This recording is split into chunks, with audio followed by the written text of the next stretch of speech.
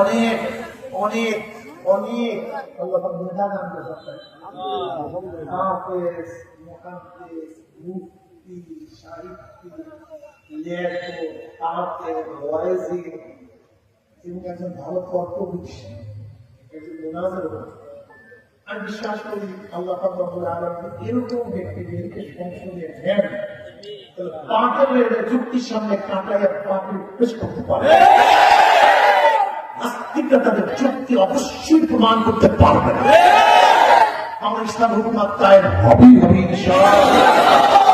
আমাদের শামসুল আশরাফি সাহেব ইনশাআল্লাহ আগামীতে হাত পাকায় ইনশাআল্লাহ এই এলাকা থেকে নির্বাচন করার জন্য ইসলামী আন্দোলনের তরফ থেকে ঘোষণা দেওয়া হলো। আলহামদুলিল্লাহ।